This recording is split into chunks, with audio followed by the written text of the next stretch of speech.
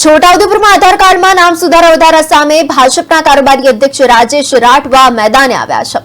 આધાર card માટે વિદ્યાર્થીઓને લોકોને પડતી મુશ્કેલીઓને ધ્યાનમાં રાખીને સિસ્ટમ સામે અનેક સવાલો કર્યા હતા। તેમજ તાલુકા પંચાયતના કારોબારી અધ્યક્ષ અધિકારીઓ અને નેતાઓની સામે પણ અનેક સવાલો કર્યા હતા।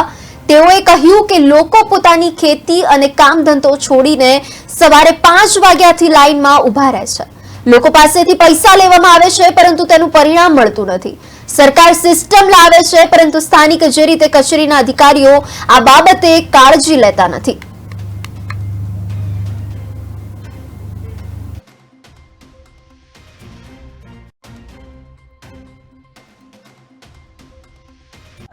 આજ રોજ છોટાઉદેપુર તાલુકા પંચાયત કચેરી ખાતે આજે તાલુકા પંચાયત ચાલુ હોવાના નાતે હું કારોબારી અધ્યક્ષ રાજેશ કુમાર વીરસિંહભાઈ રાઠવા આજે હું મારી કચેરીમાં અંદર બેઠો હતો ત્યારે ત્યાં અમુક વાલીઓ અને વિદ્યાર્થીઓની રજૂઆત આવી કે પહેલાં રેશન કાર્ડોનું જે હતું કેવાયસી હવે એ પતવાને આરે આવ્યું તો ફરી પાછું આ એક સિસ્ટમ નવી એક લાયા છે જે વિદ્યાર્થીઓનો આધાર કાર્ડ અપડેટ માટે। તો અપડેટ માટે સાહેબ તમે જે તે સ્કૂલમાં જે તે સિસ્ટમ મૂકો તો આ છોકરા છોકરીઓનું જે અભ્યાસ બગડે છે। છેલ્લા 15 દિવસથી છોકરાઓ છોકરીઓ અહીંયા રખડે છે।